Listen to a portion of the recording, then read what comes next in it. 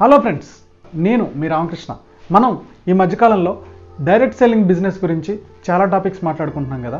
దీనివల్ల చాలామంది నన్ను క్వశ్చన్ చేస్తున్నారు, బెస్ట్ కంపెనీ ఏంటి, డైరెక్ట్ సెల్లింగ్ కంపెనీస్లలో బెస్ట్ కంపెనీ ఏంటి, నేను ఏ కంపెనీలో జాయిన్ అవ్వాలని చెప్పి చాలామంది అడుగుతున్నారు. సో ఆ టాపిక్ గురించి ఇవాళ మాట్లాడుకుందాం.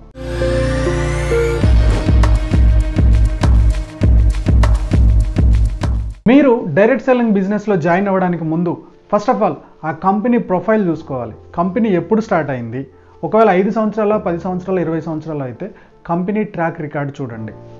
రెండోది, కంపెనీ గ్రోత్ చూడాలి. కంపెనీ గ్రోత్ బాగుంటే మనం కూడా ఆ గ్రోత్లో వెళ్తాం. అంటే కంపెనీ సేల్స్ పెరిగితే రేపు మనం వెళ్ళినా కానీ ఆ సేల్స్లో పెంచుకుంటూ వెళ్తాం. కంపెనీ సేల్స్ తక్కువ ఉన్న కంపెనీతో మీరు వెళ్ళారనుకోండి, మీ గ్రోత్ కూడా తగ్గిపోతుంది. సో కంపెనీ గ్రోత్ చూసుకోవాలి, కంపెనీ హిస్టరీ చూడాలి. రెండోది, కంపెనీ ఏ ఉద్దేశంతో పెట్టారో చూడాలి.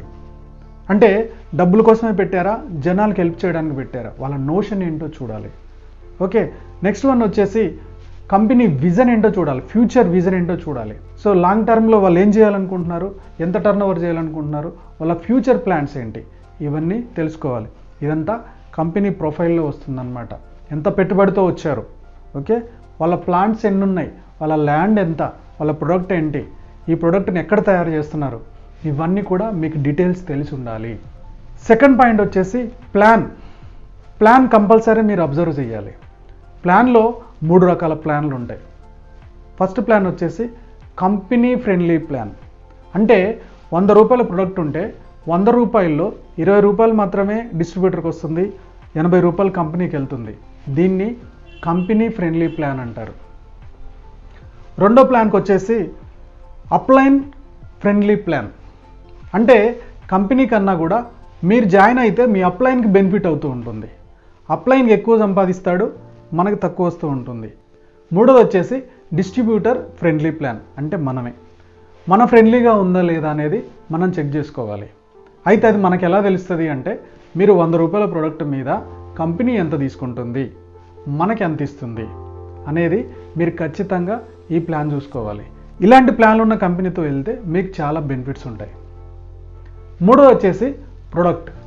ఏ కంపెనీకైనా ఖచ్చితంగా ఉండాల్సింది ప్రొడక్టే. ఈ ప్రోడక్ట్లో మీరు చెక్ చేసుకోవాల్సింది ఏంటంటే, ఈ ప్రోడక్ట్ రిపీట్ ఆర్డర్స్ ఉన్నాయా. రిపీట్ ఆర్డర్ ఎప్పుడు ఉంటుంది, ప్రోడక్ట్లో క్వాలిటీ ఉన్నప్పుడే రిపీట్ ఆర్డర్ ఉంటుంది. సో ప్రోడక్ట్ క్వాలిటీ అయినా.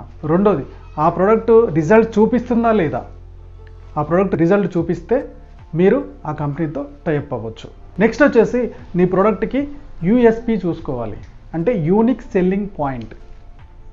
అంటే నీ ప్రోడక్ట్లో ఉన్న ప్రత్యేకత ఏంది, బయట మార్కెట్లో దొరకకుండా ఈ ప్రోడక్ట్లో నీకు సపరేట్గా ఏముంది, ఆ సపరేట్ వల్లనే నీ ప్రోడక్ట్ అమ్ముడు పోవాలి. అలాంటి యూఎస్పి ఏమైనా ఉందా లేదా చెక్ చేసుకోవాలి. ఫోర్త్ పాయింట్ వచ్చేసి బెటర్ దెన్ మార్కెట్. నీ ప్రోడక్టు ఇప్పుడు మార్కెట్లో దొరుకుతున్న ప్రోడక్టు లాగానే ఉందనుకో, మార్కెట్లో ఇంకా తక్కువ రేటుకి వస్తున్నప్పుడు నీ ప్రోడక్ట్ ఎందుకు తీసుకుంటారు, తీసుకోరు కదా. నీ ప్రోడక్టు మార్కెట్లో దొరుకుతున్న ప్రోడక్ట్ కన్నా స్పెసిఫిక్గా ఉండాలి. ప్రోడక్ట్ ప్రైస్ రీజనబుల్గా ఉండాలి. ఓకే, నీ ప్రోడక్ట్ క్వాలిటీకి తగ్గట్టు అది రీజనబుల్గా ఉందా లేదా, 10 రూపాయల ప్రోడక్ట్ని 100 రూపాయలకు అమ్ముతున్నారా, మీరు ఒకసారి చెక్ చేసుకోవాలి. ఎవరైనా ఒక డైరెక్ట్ సెల్లింగ్ కంపెనీలో జాయిన్ అయ్యారు, తర్వాత వాళ్ళకి బిజినెస్ చేయడం కుదరలేదు, బిజినెస్ మానేశారు. బిజినెస్ మానేసినా సరే ఆ ప్రోడక్ట్ కంటిన్యూగా వాడుతున్నారు అంటే that is the best company. So ఆ ప్రోడక్ట్కి రీసేల్ ఉంది, ఆ కంపెనీ ప్రోడక్ట్ చాలా బాగుంది కాబట్టి ఆ కంపెనీ ప్రోడక్ట్ వాళ్ళు ఇంకా వాడుతున్నారు బిజినెస్ చేయకపోయినా. సో అది బెస్ట్ కంపెనీ. అలాంటి కంపెనీతో మీరు టైఅప్ అవ్వాలి. నెక్స్ట్ వన్ వచ్చేసి ఈ బిజినెస్లో ఈక్వల్ ఆపర్చునిటీ జరుగుతుందో లేదో చూడాలి. ఫర్ ఎగ్జాంపుల్, ఎవరో 10 years బ్యాక్ ఉన్నారు, ఓకే, వాడు బిజినెస్ చేయట్లేదు, మనకి డబ్బులు వస్తున్నాయా, లేదు మీరు ఇప్పుడు వచ్చారు, ఇప్పటి నుంచి మీరు కరెక్ట్గా పనిచేస్తే మీరు 10 years బ్యాక్ ఉన్నాయనికన్నా ఎక్కువగా ముందుకెళ్ళగలుగుతారా. అలా ఎవరు పనిచేస్తే వాళ్ళకి ఈక్వల్ ఆపర్చునిటీ ఉందనుకోండి, ఆ కంపెనీతో మీరు ఖచ్చితంగా ముందుకెళ్ళవచ్చు. నెక్స్ట్ వన్ వచ్చేసి మీరు ఎక్కువ ఇన్వెస్ట్మెంట్ చేస్తున్నారా, ఎక్కువ ప్రోడక్ట్ తీసుకొని దగ్గర పెట్టుకోవాల్సి వస్తుందా, అయితే అదేదో గడబడే ఉంది. ఎందుకు అంటే ఐడిఎస్ఏ గైడ్లైన్స్ ప్రకారం పెట్టుబడి ఇందులో చాలా తక్కువ ఉండాలి. ఎక్కువ ప్రోడక్ట్ తీసుకొని ఇంట్లో పెట్టుకోకూడదు. ప్రోడక్ట్ మీకు నచ్చకపోతే వెనక్కి ఇచ్చేయాలి, మనీ బ్యాక్ తీసుకోవాలి. ఇలాంటి కండిషన్ ఉందో లేదో చూసుకోవాలి. లక్షలు డిపాజిట్ చేస్తున్నారంటే that is the wrong way. Okay, ఒకవేళ ₹1,00,000 తగ్గట్టు ఆ ప్రోడక్ట్ క్వాలిటీ ఉందా మీరు ఒకసారి ఆలోచించుకోండి. లేదు అంటే మాత్రం మీరు ఆ బిజినెస్లోకి వెళ్ళడానికి ఆలోచించండి.